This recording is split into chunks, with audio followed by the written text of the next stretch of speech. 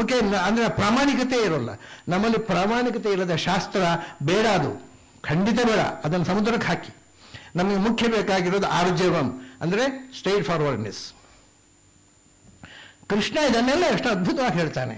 ಆಚಾರ್ಯೋಪಾಸನಂ ಶೌಚಂ ಶೌಚಂ ಅಂದರೆ ಬರೀ ಕ್ಲೀನ್ಲಿನೆಸ್ ಅಲ್ಲ, ಇಟ್ ಇಸ್ ಮೆಂಟಲ್ ಕ್ಲೀನ್ಲಿನೆಸ್. ಮನಸ್ಸು ಶುದ್ಧವಾಗದೆ ನಾವು ಎಷ್ಟು ಸ್ನಾನ ಮಾಡಿದ್ರೂ ಏನೂ ಉಪಯೋಗ ಇಲ್ಲ. ಮಡಿ ಅಂತ ಅನ್ನೋದಕ್ಕೆ ಸಂಸ್ಕೃತದಲ್ಲಿ ಶಬ್ದವೇ ಇಲ್ಲ. ಸಂಸ್ಕೃತದಲ್ಲಿ ಶೌಚ ಅಂತಿರುವುದು. ಅಂದರೆ ಮನಃಶುದ್ಧಿ. ಮನಸ್ಸಿನಲ್ಲಿ 1000 ಕೊಳೆ, ಹೊಟ್ಟೆ ಒಳಗೆ ಹಾಗೂ ಅಶೌಚ ಉಂಟು. ಆ ಹೊರಗಿಂದ ಸ್ನಾನ ಮಾಡಿ ಕುಪ್ಪಳಿಸಿದ್ರೆ ಏನು ಬಂತು? ಅದು ಇದೆಲ್ಲ ಇಂಥ ಗುಣ. ಆತ್ಮವಿನಿಗ್ರಹ, ಇಂದ್ರಿಯಾರ್ಥೇಶು ವೈರಾಗ್ಯಂ, ಅನಹಂಕಾರ ಏವಚ. ಎಲ್ಲಕ್ಕಿಂತ ದೊಡ್ಡದು ಓದಿದ ಕೂಡಲೇ ನಮಗೆ ಓದಿದಾಗ ವಿದ್ಯಾ ದದಾತಿ ವಿನಯಂ ಅಂತ ಹೇಳಿದ್ದಾರೆ. ಬರೋಲ್ಲ ಈಗ ಅಹಂಕಾರ. ನಾನು ಓದಿದ್ದೇನೆ ಅನ್ನೋ ಅಹಂಕಾರ. ಇದು ರವೀಂದ್ರನಾಥ್ ಟ್ಯಾಗೋರ್ ಒಂದು ಕಥೆ ಬರೆದಿದ್ದಾರೆ. ಅದೇನು ಅಂದರೆ, ಒಬ್ಬರು ಸಾಧನೆ ಮಾಡಿದಂತೆ ತಪಸ್ವಿಗಳು. ಅವರು ಕಾಮ, ಕ್ರೋಧ, ಲೋಭ, ಮೋಹ, ಮದ, ಮತ್ಸರ ಎಲ್ಲ ಗೆದ್ದ ಕೂಡಲೇ ಮನೆ ಎದುರು ಬೋರ್ಡ್ ಹಾಕಿದಂತೆ ಷಡ್ವೈರಿ ಗ್ರಹಾಚಾರ್ಯ ಅಂತ. ಅಂದರೆ ಈ 6 ಗೆದ್ದದ್ದೇ 7ನೇ ವೈರಿ ಯಾಕೆ ಕೂತ್ಬಿಟ್ಟಿದೆ ಅವ್ರಿಗೆ. This ego. So if you want to go to God, ego must go. Ego ಇದ್ರೆ ಗಾಡ್ ಇಲ್ಲ, ಗಾಡ್ ಇದ್ರೆ ಇಗೋ ಇಲ್ಲ. ಅದು ಎರಡು ಒಟ್ಟಿಗೆ ಇರೋದೇ ಇಲ್ಲ. ಸೊ ಯುಗೋಲೆಸ್ನೆಸ್ ಇಟ್ಸ್ ವೆರಿ ಇಂಪಾರ್ಟೆಂಟ್. ಅನಹಂಕಾರ ಏವಚ. ಕೊನೆಯ ಹೇಳ್ತಾ ನೋಡಿ, ಮೈಚಾನನ್ಯ ಯೋಗೇನ ಭಕ್ತಿರ ವ್ಯಭಿಚಾರಿಣಿ ಅಂತ ಬಹಳ ಮುಖ್ಯವಾದ್ದು. ನನ್ನಲ್ಲಿ ಭಕ್ತಿ ಮಾಡುವಂತಾನೆ ಕೃಷ್ಣ. ಅದು ಯಾಕೆ ಬೇಕಪ್ಪ? ದೇವರಲ್ಲಿ ಭಕ್ತಿ ಮಾಡಿದ್ರಿ ಅಂತಂದರೆ ದೇವರಲ್ಲಿ ಯಾಕೆ ಭಕ್ತಿ ಮಾಡಬೇಕು? ಬಹಳ ತಮಾಷೆ. ಇವಾಗ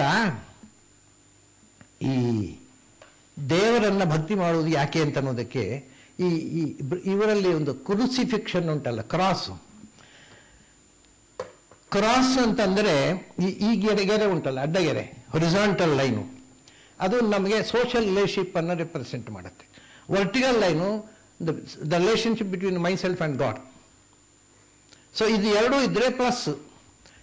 ಈ ದೇವರಿಗೂ ನನಗೆ ಸಂಬಂಧ ತೆಗೆದುಬಿಟ್ರೆ ಇದು ಮೈನಸ್ ಆಯಿತು ಜೀವನದಲ್ಲಿ. Horizontal line. ಯಾಕೆ ಅಂದರೆ ನೋಡಿ, ಕೊಲಬೇಡ ಎಲ್ಲ ಹೇಳ್ತೀರಿ. ಕದಿಬಾರ್ದು, ಸುಳ್ಳು ಹೇಳಬಾರ್ದು. ಯಾಕೆ ಸುಳ್ಳು ಹೇಳಬಾರ್ದು? ಯಾರು ಯಾರತ್ತ ಸುಳ್ಳು ಹೇಳಿದ್ರೆ ನನ್ನ ಗಂಟೆ ಏನ್ರಿ ಹೋಗೋದು? ಏನಾಗೋಲ್ಲ. ಮತ್ತೇನು ಗೊತ್ತುಂಟ, ನನ್ನ ಹತ್ರ ಸುಳ್ಳು ಹೇಳಬಾರ್ದು ಅಂತ ಉಂಟು ನನಗೆ. ಅದಕ್ಕೆ ಅದನ್ನು ಐ ಜನರಲೈಸ್ ಇಟ್. ನನಗೆ ಮಾತ್ರ ಸುಳ್ಳು ಹೇಳಬೇಡಿ, ಎಲ್ಲ ಕಡೆ ಹೇಳಿ ಅಂತ ಹೇಳಲಿಕ್ಕಾಗತ್ತಾ? ಯಾರ ಹತ್ರ ಸುಳ್ಳು ಹೇಳಬಾರ್ದು, ಐ ಆಮ್ ಸೇಫ್. ಇದು ಸೆಲ್ಫಿಶ್ನೆಸ್ಸು, ಇದು ರಿಲಿಜನ್ ಅಲ್ಲ. ಕದಿಬಾರ್ದು. ಯಾರದ್ದು ಕದ್ರೆ ನನಗೇನ್ರಿ? ನನ್ನ ಮನೆಯದ್ದು ಯಾರು ಕದಿಬಾರ್ದು. ಅದಕ್ಕೇನಂದರೆ ಯಾರ ಮನೆಯದ್ದು ಕದಿಬಾರ್ದು, ನಾನು ಸೇಫ್. ಹೆಣ್ಮಕ್ಕಳನ್ನ ಅಕ್ಕ ತಂಗಿ ಯಾರನ್ನು ಯಾರು ಹೇಗೆ ನೋಡಿ, ನನ್ನ ಹೆಂಡತಿಗೆ ನೀವು ಕಣ್ಣು ಹೊಡಿಬಾರ್ದು ಅಷ್ಟೇ. ಅದಕ್ಕೆ ಯಾರು ಹೆಣ್ಣಂದಿರೋನು ಕೆಟ್ಟ ಭಾವ ನೋಡಿಬಿಟ್ಟು ನನ್ನ ಹೆಂಡತಿ ಮತ್ತು ನಾನು ಸೇಫ್. ಅಂದರೆ ಇವು ಯಾವುದು ರಿಲಿಜನ್ ಅಲ್ಲ, ಎಥಿಕ್ಸ್ ಅಲ್ಲ, ಇದು ಸೆಲ್ಫಿಶ್ನೆಸ್. ಆವಾಗ ಯಾವಾಗ ಅದು ಧರ್ಮ ಆಗುತ್ತೆ ಅಂದರೆ ವೈಚಾನನ್ಯ ಯೋಗೇನ. ನಾನು ಸುಳ್ಳು ಹೇಳದೇ ಇರಬಹುದು, ಅಥವಾ ಸುಳ್ಳು ಹೇಳಿದ್ದು ಗೊತ್ತಾಗುತ್ತೆ ಅಂತ ಸುಳ್ಳು ಹೇಳಿದ್ರೆ ಏನೂ ತಪ್ಪಿಲ್ಲ. ಆದರೆ ಅವನು ಬೈದಾನಲ್ಲಪ್ಪ, ಸುಳ್ಳು ಹೇಳಿದ್ರೆ ಗೊತ್ತಾಗೇ ಬಿಡುತ್ತೆ ಅವನಿಗೆ ಗೊತ್ತಾಗದಾಗೆ ತಪ್ಪು ಮಾಡಲಿಕ್ಕೆ ಆಗೋಲ್ಲ. ಆ ಎಚ್ಚರ ಇದ್ದಾಗ ಮಾತ್ರ ನಮ್ಮದು ಎಥಿಕ್ಸ್ ಆಗುತ್ತೆ. ಮೈಚಾನನ್ಯ ಯೋಗೇನ ಭಕ್ತಿ. ಹೀಗೆ ಒಂದೊಂದು ಕ್ವಾಲಿಟಿಯನ್ನು ಕೃಷ್ಣ ಎಷ್ಟು ಅದ್ಭುತವಾಗಿ ಹೇಳ್ತಾನೆ. ತುಂಬ ಈ ನಮ್ಮ ಕಲ್ಪನೆ ಅಂದರೆ ಭಗವಂತ ಅಂತರ್ಬಹಿಶ್ಚ ತತ್ ಸರ್ವಂ. ನೋಡಿ, ಬೈಬಲ್ನಲ್ಲಿ ಒಂದು ಮಾತಿದೆ. ಅವ್ರು ಹೇಳ್ತಾರೆ, if he is in the C, ದೇವರು ಎಲ್ಲಿದ್ದಾನೆ? ನಮ್ಮಲ್ಲಿ ಕ್ಷೀರ ಸಮುದ್ರದಲ್ಲಿದ್ದಾನೆ ಹೇಳ್ತಾರಲ್ಲ. ಅದು ಬೈಬಲಲ್ಲಿ ತಮಾಷೆ ಮಾಡ್ತೀವಿ. If he is in the C, fish will proceed him. If he is, ಅವನು ಇಲ್ಲಪ್ಪ ವಿಷ್ಣು ಅವನ ಮೇಲೆ ಆಕಾಶದಲ್ಲಿ. If he is in the sky, birds will proceed him. But he is within and without. ಅವನು ನಮ್ಮ ಒಳಗೂ ಇದ್ದಾನೆ, ಹೊರಗೂ ಇದ್ದಾನೆ. ಇದು ಯಾವುದ್ರದ್ದು? ಅಂತರ್ಬಹಿಶ್ಚ ತತ್ ಸರ್ವಂ ವ್ಯಾಪ್ಯ ನಾರಾಯಣ ಸ್ಥಿತಃ. ನೀವು ಇವತ್ತು ಕುರಾನ್ ಓದಿದರೆ, ಇವತ್ತು ಬೈಬಲ್ ಓದಿದರೆ, ಅದು ಕುರಾನ್ ಓದಿದರೆ ಭಾಗವತದ ಇಂಗ್ಲೀಷ್ ಟ್ರಾನ್ಸ್ಲೇಷನ್ ಹಾಕಿ ಕಾಣುತ್ತೆ. ಅಲ್ಲಿ ಅಲ್ಲಾಹ್ ಅಂತಿದ್ದದನ್ನೆಲ್ಲ ನಾರಾಯಣ ಅಂತ ಕೃಷ್ಣ ಟ್ರಾನ್ಸ್ಲೇಟ್ ಮಾಡಿದ್ರೆ ಇದು ಭಾಗವತ ಪುರಾಣ ಆಗುತ್ತೆ. ಅದು ಪ್ರೊಫೆಟ್ ಮೊಹಮ್ಮದ್ ಜಯಂತಿಗೆ ನನ್ನ ದಾಡಿ ನೋಡಿ ಕರೆದ್ರು, ನೀವು ಬರ್ರಿಯಪ್ಪ, ನೀವು ಬರ್ರಿ ಇಸ್ಲಾಮಿಗೆ, ನಮ್ಮ ಪ್ರೊಫೆಟ್ ಮೊಹಮ್ಮದ್ ಜಯಂತಿಗೆ ಬರಬೇಕು. ಆಯ್ತು ಅಂತ ಹೋದೆ ನಾನು. ಅವನಿಗೆ ನಿಮ್ಮ ದೇವರು ಅಲ್ಲಾಹ್. ನಾನು ಅಲ್ಲ ಅಂತ ಹೇಳೋಲ್ಲ, ದೇವರು ಅಲ್ಲ. ಹೌದು, ದೇವರು ಇಲ್ಲ ಅಂತ ಹೇಳಬಾರ್ದು, ಅಲ್ಲ ಅಂತ ಹೇಳೋದು ನಮ್ಮ ಪಂಚಾಯತ್ಗೆ ಇಲ್ಲ. ದೇವರು ಅಲ್ಲ ಹೌದು. ಯಾಕೆಂದರೆ ಸಂಸ್ಕೃತದಲ್ಲಿ ಅಲ್ಲ ಅಂದರೆ ಮದರ್ ಅಂತ ಅರ್ಥ. ದೇವರು ಜಗತ್ತಿನ ತ್ವಮೇವ ಮಾತಾಚ ಪಿತಾ ತ್ವಮೇವ, ಅದು ಹೌದು, ಏನು ತಪ್ಪಿಲ್ಲ. ಆದರೆ ನಮ್ಮ ದೇವರು ಅಲ್ಲಾಹು ನಮ್ಮ ದೇವರು ಹೌದು. ಆದರೆ ನಮ್ಮ ದೇವರು ವಿಷ್ಣು ನಮ್ಮ ದೇವರಲ್ಲ. ಯಾಕೆ? ಯಾಕಂದ್ರೆ ವಿಷ್ಣು ಅಂದ್ರೆ ಏನು? ಅದೇನು ದೇವರ ಅಪ್ಪನೇ ನಾಮಕರಣ ಮಾಡಿದ್ದಲ್ಲ, ಯಾಕಂದ್ರೆ ದೇವರಿಗೆ ಅಪ್ಪ ಇಲ್ಲ. ಮತ್ತೆ ವಿಷ್ಣು ಅಂದ್ರೆ ವಿಶತಿ ವ್ಯವೆಷ್ಟಿನ್ ಅಂತರ್ಬಹಿಶ್ಚ, he is within and he is without. ಒಳಗೆ ಹೊರಗೆ ಇರುವ ತತ್ವ. ನಿಮ್ಮ ದೇವರು ಆಲ್ ಪರ್ವೇಸಿವ್ ಅಲ್ವಾ? ಮತ್ತೆ ಅವನು ಯಾಕೆ ವಿಷ್ಣು ಅಲ್ಲ ಅಂತ ಕೇಳಿದೆ. ಒಟ್ಟು ಕಂಗಲ್ಲ ಅದು. ಆಮೇಲೆ ಒಂದು ಮಾತಿದೆ ಅವರಲ್ಲಿ, ಕುರಾನ್ನಲ್ಲಿ ಒಂದು ಮಾತಿದೆ, ಏನಂದ್ರೆ those who are idolaters will go to hell ಅಂತ. ಪ್ರತಿಮೆ ಪೂಜೆ ಮಾಡು ನರಕಕ್ಕೆ ಹೋಗ್ತಾರೆ ಅಂತ. ನಾನು ಹೇಳಿದೆ, ನಾನು ಓಟ್ ಹಾಕ್ತೇನೆ, ಎಲ್ಲ ಐಡೋಲೇಟರ್ಸು ನರಕಕ್ಕೆ ಹೋಗ್ರಿ. ಎಲ್ಲಪ್ಪ ಇವನು ದೇವಸ್ಥಾನಕ್ಕೆ ಹೋಗಿ ಕೈ ಮುಗಿತಾನೆ, ಇಲ್ಲಿ ಬಂದು ಹೀಗೆ ಭಾಷಣ ಮಾಡ್ತಾನೆ, ಮುಖಕ್ಕೆ ತಕ್ಕ ಮಾಡ್ತಾನೆ ಅಂತ ಕೆಲವರಿಗೆ ತೋಚಿರ್ಬೋದು, ಖುಷಿ ಆಗುತ್ತೆ. ಹೌದು, ಬನ್ನಂಜಿ ಹಾಗೆ ಮುಖಕ್ಕೆ ತಕ್ಕ ಮಾತಾಡೋದು ಅಂತ ಕೆಲವರಿಗೆ ಭಾರಿ ಖುಷಿ ಒಳಗಿಂದೊಳಗೆ. ನಾನು ಹೇಳಿದೆ ಹಾಗಲ್ಲ, we are not idolaters. What is idolatry? To worship god as idol is idolatry. To worship god in idol is not idolatry. ನಾವು ಕಲ್ಲನ್ನು ದೇವರನ್ನು ಪೂಜಿಸುವುದಲ್ಲ, ಕಲ್ಲಿನಲ್ಲಿ ದೇವರನ್ನು ಪೂಜಿಸುವುದು. ಅಂದ್ರೆ we are not idol. So let all the idolaters go to hell ಅಂದೆ ನಾನು. ಭಾರಿ ಖುಷಿ ಆಯ್ತು ಅವಳಿಗೆ. ಅಂದ್ರೆ ವಿಷಯ ಏನು ಅಂದರೆ ಇದೆ, ವಿವೇಕಾನಂದರು ಒಂದು ಮಾತು ಹೇಳಿದ್ದಾರೆ, I am more Christian than the most Christians and I am more Muslim than the most Muslims because that is why I am more Hindu than the most Hindus ಅಂತ. ಎಲ್ಲ ಧರ್ಮಗಳನ್ನು ಓದಿದಾಗ ನಮ್ಮ ಧರ್ಮದ ಮಹತ್ವ ಹೆಚ್ಚು ಸ್ಪಷ್ಟವಾಗುತ್ತೆ. ನಾವು ಕುರುಡರಾಗಬಾರದು, ಕಣ್ಪಟ್ಟಿ ಕೊಟ್ಟು ಬದುಕಬಾರದು, ಎಲ್ಲವನ್ನು ತಿಳಿಯುವ, ಎಲ್ಲ ದೇಶದ ಸಂಸ್ಕೃತಿಯನ್ನು ಅರಿಯುವ, ಎಲ್ಲ ಭಾಷೆಯನ್ನು ಕಲಿಯುವ. ಆದರೆ ನಮ್ಮ ಸಂಸ್ಕೃತಿ ನಮ್ಮ ಭಾಷೆಯ ಮಹತ್ವ ಆಗ ಹೆಚ್ಚು ಅರ್ಥವಾಗುತ್ತೆ. ಆ ದೃಷ್ಟಿಯಿಂದ ಒಂದು ರೀತಿಯ ಈ ಇಂಟಿಗ್ರೇಷನ್, ವೆಸ್ಟ್ ಆ್ಯಂಡ್ ಈಸ್ಟ್, ಇದರ ಇಂಟಿಗ್ರೇಷನ್ ಆಗಬೇಕು. ಏನ್ಷಂಟ್ ಆ್ಯಂಡ್ ಮಾಡರ್ನ್, ಇದೆಲ್ಲ ಇದರ ಎಲ್ಲರ ಒಂದು ಸಮಷ್ಟಿ ಸಮಗ್ರತೆ, ತತ್ವ ಸಮನ್ವಯ ಅಂತ ಅವರು ಹೇಳಿದ ಸಮನ್ವಯ ಜೀವನದ ಎಲ್ಲ ಮುಖಗಳಲ್ಲಿ ಆಗಬೇಕು. ಆಗ ಒಂದು ಪರಿಪೂರ್ಣತೆ ಬದುಕಾಗುತ್ತೆ. ನಾನದೇ ಅದು ಇದು ಅಂಥದ್ದು ಶಿಕ್ಷಣದ ಮೂಲಕ ಆಗಬೇಕು. ಇವತ್ತು ಶಿಕ್ಷಣದಲ್ಲಿ ನಾವು ಮಕ್ಕಳನ್ನು ಪೂರ್ತಿ ಅದೇ ನಾವು ಬ್ರಿಟಿಷರ ದಾಸರನ್ನಾಗಿ ಮಾಡಿಬಿಟ್ಟಿದ್ದೇವೆ. ಎಲ್ಲ ಆಚಾರ ವಿಚಾರ ಆಹಾರ ವಿಹಾರ ವೇಷಭೂಷಣ ಎಲ್ಲದರಲ್ಲೂ ಬ್ರಿಟಿಷರ ದಾಸರನ್ನಾಗಿ ಮಾಡಿಬಿಟ್ಟಿದ್ದೇವೆ.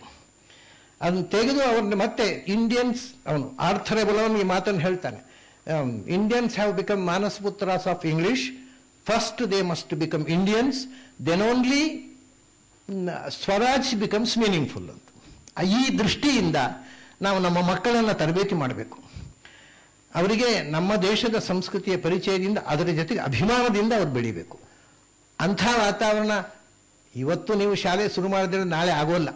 ಅದು ಕರ್ಜಿಯವರಿಗೂ ಗೊತ್ತಿದೆ, ನಮ್ಮ ಈ ಹುಡುಗರಿಗೂ ಗೊತ್ತಿದೆ. ಆದರೆ ಇವತ್ತು ಬೀಜಕ್ಷೇಪ ಮಾಡಿ ಇನ್ನೊಂದು 50 ವರ್ಷ ನಮ್ಮ ಮಕ್ಕಳ ಕಾಲದಲ್ಲಿ ಆದರೂ ಒಂದು ಸಾಂಸ್ಕೃತಿಕ ಅವೇರ್ನೆಸ್ ನಮ್ಮ ದೇಶದಲ್ಲಿ ಬರಬಹುದು ಅನ್ನೋ ಆಶಾವಾದದಿಂದ ನಾವು ಬದುಕೋಣ. ಇಷ್ಟು ಮಾತು ಹೇಳಿ ನನ್ನ ಮಾತನ್ನು ಮುಗಿಸ್ತಾ ಇದ್ದೇನೆ. ನಮಸ್ಕಾರ.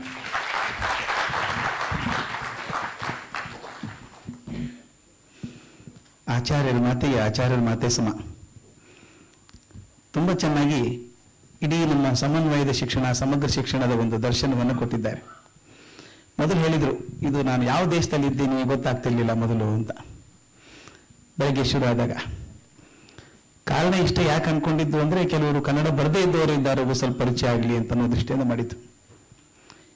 ಬೆಳಗ್ಗೆಯಿಂದ ಇಂಟಿಗ್ರೇಷನ್ ಬಗ್ಗೆ ಮಾತಾಡಿ, ಆ ಇಂಟಿಗ್ರೇಷನ್ ಬಗ್ಗೆ ಸಾಕಷ್ಟು ಡೆಫಿನೇಷನ್ ಕೂಡ ಬಂತು. ಈಗ ಸಮನ್ವಯ ಅಂದ್ರೆ ಏನು, ಶಿಕ್ಷಣ ಸಮಷ್ಟಿ ರೂಪದಲ್ಲಿ ನೋಡೋದು ಹೇಗೆ ಅದನ್ನ ಅಂತ ಹೇಳಿ. ಎಸ್, ನಾನು ಅವರ ಲೇಖನ ತಂದಿದ್ದೆ.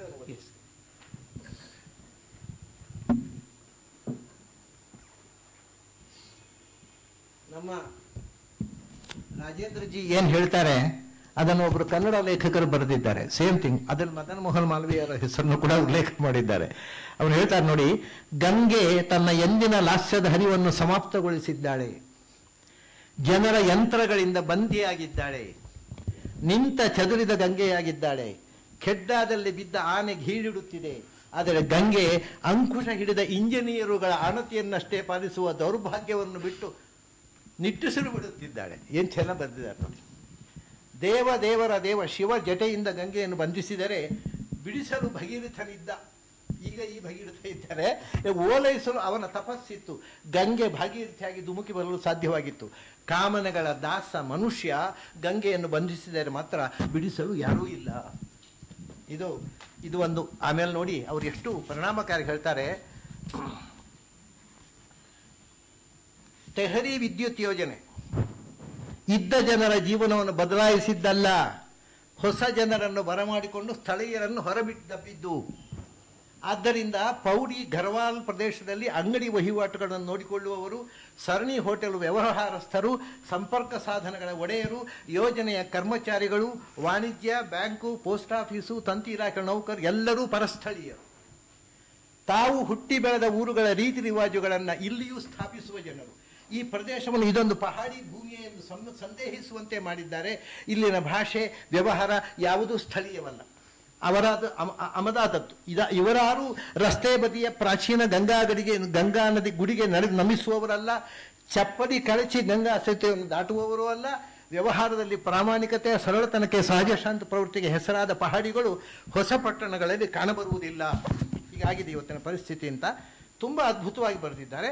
ಕಮಾನು, ರತ್ಮೇಗೌಡ್, ರಾಮಘರ್, ಕಂಡಿ ಖಾಲುಗಳು ಇನ್ನೂ ಕೂಸು ಹಳ್ಳಿಗಳು, ಆದರೆ ಪೇಟೆಗಳಾಗಲು ಹೆಣಗುವವು. ರತ್ನೋಗೌಡಿನ ವಿಶೇಷತೆ ಎಂದರೆ ಇಡೀ ಹಳ್ಳಿಯಲ್ಲಿ ಶೌಚಾಲಯವಿಲ್ಲ, ಆದರೆ ಒಂದು ಬ್ಯೂಟಿ ಪಾರ್ಲರ್ ಇದೆ. ಇದು ಗಮನಿಸಬೇಕು. ಇದು ನಾಗರಿಕತೆ. ನಮ್ಮ ಹಳ್ಳಿಗಳು ಮುಂದುವರಿಯುತ್ತಿರುವ ಶುಭ ಲಕ್ಷಣವಿದು ಅಂತ ಹೇಳ್ತಾರೆ ಅವರು. ಅದು ನೋಡಿ, ನಮ್ಮದು ಸರ್ಕಾರ ಪ್ರಜಾಪ್ರಭುತ್ವ. ಅವ್ರು ಹೇಳ್ತಾರೆ, ನಮ್ಮದು ಮಿಲಿಟರಿ ಸರ್ವಾಧಿಕಾರವಲ್ಲ, ವ್ಯಕ್ತಿಯ ನಿರಂಕುಶ ಆಡಳಿತವಲ್ಲ, ರಾಜನ ರಾಜ್ಯಾಡಳಿತವಲ್ಲ. ಅಲ್ಲಲ್ಲಿ ಚದರಿ ಹೋಗಿರುವ ಪರ್ವತವಾಸಿಗಳ ಸಂಖ್ಯೆ ಮತ್ತು ಸಾಂದ್ರತೆ ತೀರಾ ನಗಣ್ಯವಾದ್ದರಿಂದ ಯಾವ ರಾಜಕೀಯ ಪಕ್ಷಗಳಿಗೂ ಅವರ ಸಮಸ್ಯೆಗಳು ಮಹತ್ವದ್ದೆಂದು ಅನ್ನಿಸುವುದಿಲ್ಲ. ತಮ್ಮ ಮನೆ ಮಾರು, ಗದ್ದೆ, ತೋಟ ಅಂತೂ ಸರ್ವಸ್ವವನ್ನು ಕಳೆಕೊಂಡ ಈ ಜನರು ಈಗ ಸರ್ಕಾರದ ಕೃಪಾ ಕಟಾಕ್ಷದಿಂದ ಕಟ್ಟಿಸಲಾದ ಬ್ಯಾರಕ್ಕುಗಳಲ್ಲಿ ಬದುಕುವುದು ಸಾಧ್ಯವೇ? ತಗಡಿನ ಚಪ್ಪರಗಳಲ್ಲಿ ಇರುವುದು ಸಾಧ್ಯವೇ? ಮೂಲಭೂತ ಸೌಲಭ್ಯಗಳಾದ ಕುಡಿಯುವ ನೀರಿಗೆ, ಶೌಚಾಲಯಗಳಿಗೆ ಏನು ಗತಿ? ಸರ್ಕಾರಿ ಯಂತ್ರಗಳನ್ನು ಅತಿ ನೈಪುಣ್ಯದಿಂದ ಬಳಸಿಕೊಂಡ ಜಾಣರ ಬೆರಳೆಣಿಕೆಯ ಸೌಧಗಳ ಫೋಟೋ ಕ್ಲಿಕ್ಕಿಸಿ ಪರ್ವತವಾಸಿಗಳು ಎಷ್ಟು ಸುಖ ಶಾಂತಿಯಿಂದ ಆರಾಮವಾಗಿ ಬದುಕುತ್ತಾರೆ ನೋಡಿ ಎಂದು ಸಾರುವ ಮಾಧ್ಯಮಗಳನ್ನು ಏನನ್ನಬೇಕು? ಮಾಡಲು ಉದ್ಯೋಗವೇ ಇಲ್ಲದೆ, ತಿನ್ನಲು ರೊಟ್ಟಿಯೇ ಇಲ್ಲದೆ, ಪ್ರೇತಗಳ ಹೊತ್ತು ಸಿಕ್ಕರೆ ಬೀಡಿ ಸೇದುತ್ತಲೋ ಚಹಾ ಕುಡಿಯುತ್ತಲೋ ಇರುವ ಗಂಡಸರನ್ನು ಹೇಗೆ ಕರೆಯಬೇಕು? ಹಿಂದೆ ಭಿಕ್ಷಾಟನೆ ಬಗ್ಗೆ ಅದು ಸಾಧುಗಳಿಗೆ ಮಾತ್ರ ಎನ್ನುವ ನಿಲುವು ತಾಡಿದ್ದ ಜನರು ಈಗ ಅನಿವಾರ್ಯವಾಗಿ ಅದಕ್ಕೆ ಜೋತು ಬೀಳುವಂತಹದ್ದನ್ನು ಏನನ್ನಬೇಕು? ಕೆಲವಷ್ಟೇ ವರ್ಷಗಳ ಹಿಂದೆ ವೇಶ್ಯಾವೃತ್ತಿಯೇ ಇಲ್ಲದ ಈ ಪರ್ವತ ಪ್ರದೇಶಗಳಲ್ಲಿ ಈಗ ನಿಧಾನವಾಗಿ ಅದು ಹಣಿಕಿಕ್ಕಿದೆ. ಯಾಕೆಂದ್ರೆ ಬದುಕೋದಕ್ಕೆ ಮಾರ್ಗ ಇಲ್ಲ ಅವರಿಗೆ. ಆಕ್ರಮಣ ಮಾಡಿ ಅವರ ನೆಲ ಮನೆ ಮಾರುಗಳನ್ನು ಎಲ್ಲ ಕಿತ್ತು ತೆಗೆದು ಇವರು ಪ್ರಾಜೆಕ್ಟ್ ಮಾಡಿದ್ದಾರೆ. ಅವರಿಗೆ ಯಾರಾದರೂ ಎಳೆದು ಬಿಸಾಡಿದ ಬೀಡಿ ಎಳೆದು ಜೀವನ ಮಾಡ್ತಾ ಇದ್ದಾರೆ ಅವರು. ಈಗ ಸಭ್ಯನಂತೆ ತೋರುವ ಮುದುಕನೊಬ್ಬ ಮಾರ್ಗದ ಬದಿಯಲ್ಲಿ ಬಿದ್ದ ಬೀಡಿ ಸಿಗರೇಟ್ನ ತುಂಡುಗಳನ್ನು ಆಯ್ದು ತನ್ನ ತಂಬಾಕು ಚಟವನ್ನು ಪೂರೈಸಿಕೊಳ್ಳುತ್ತಿದ್ದ. ಚಹಾ ಕುಡಿಯಲು ನೀವು ಚಾ ದುಕಾನುಗಳಿಗೆ ಹೋದರೆ ಹೊರಗಡೆ ನಿಮ್ಮ ಗುಟುಕುಗಳನ್ನೇ ಗಮನಿಸುತ್ತಿರುವ ಸ್ಥಳೀಯರು. ಇದು ಅಲ್ಲಿಯ ಜನರ ಲೋಕಲ್ ಮಂದಿಯ ಪರಿಸ್ಥಿತಿ. ಇದು ಹೊಸ ಪ್ರಾಜೆಕ್ಟ್ನಿಂದ. ಯಾಕೆಂದ್ರೆ ಹಿಂದೆ ಆ ನದಿ ಆ ಊರಿನ ಜನರದ್ದಾಗಿತ್ತು, ಈಗ ಸರ್ಕಾರ. ಅವರು ಇವ್ರನ್ನ ಎಬ್ಬಿಸುವುದು, ಇವ್ರನ್ನ ಮನೆ ಮಾರಿಲ್ಲದೆ ಬೀದಿ ಪಾಲು ಮಾಡುವುದು, ಪ್ರಾಜೆಕ್ಟ್ಗಳನ್ನು ಮಾಡೋದು, ಹೀಗೆ ನಡೆದಿದೆ ಅಂತಂದರೆ ನಮ್ಮ ಸರ್ಕಾರ ಎಷ್ಟು ದ್ರೋಹ ಮಾಡ್ತಾ ಇದೆ ದೇಶಕ್ಕೆ ಅನ್ನುವಂಥ ಭಾವನೆ ಬರುತ್ತೆ. ಬಹಳ ಚೆನ್ನಾಗಿದೆ ಈ ಪುಸ್ತಕ. ಸುಮ್ಮನೆ ನಾನು ರಾಜೇಂದ್ರಜಿಯವರ ಮತ್ತು ಇವರ ಸಮಾನ ಚಿಂತಕರು ಇಬ್ಬರು ಎರಡು ಭಾಷೆಯಲ್ಲಿ ಒಂದೇ ರೀತಿಯ ಮಾತು ಬಂದಿದೆಯಲ್ಲ, ಅದಕ್ಕೋಸ್ಕರ ತಂದೆ ಅದನ್ನು ಅಷ್ಟು ಓದಿ.